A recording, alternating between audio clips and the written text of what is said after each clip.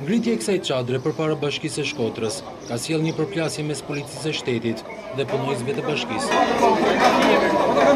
Në momentin që punojësit e bashkisë kanë vendosur materialet e para, kanë bërritur forcat e policisë, të cilat kanë tentuar të bllokojnë ngritjen e çadrës. Pasi pasdite në të njëjtin vend, do të mbahet një takim elektoral i kryeministrit Edi Rama.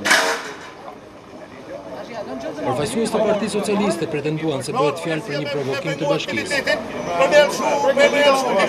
Për incidentin ka reaguar edhe kryebashkiakja Voltana Edemi, e cila i është drejtuar kryeministrit Rama, duke i bërë të ditur se rruga do të jetë e lirë gjatë mitingut. I bëjmë thirrje Edi Ramës të mos provokoj, sepse shumë përpara, në orarin kur ka takim në rrugën përpara prefekturës Shkodër, ashtu sikurse e ka lajmëruar, sheshi do të jetë i lirë. Ademi pretendoi se policia ka ndërhyrë në mënyrë të paligjshme për të mos lejuar zhvillimin e aktivitetit. Aktivitetet organizohen në kuadër të ditës, por dhe javës së aktiviteteve për ditën ndërkombëtare të familjes, nga ora 10 deri në orën 13 paradite dhe nga ora 17 deri në orën 20 pasdite.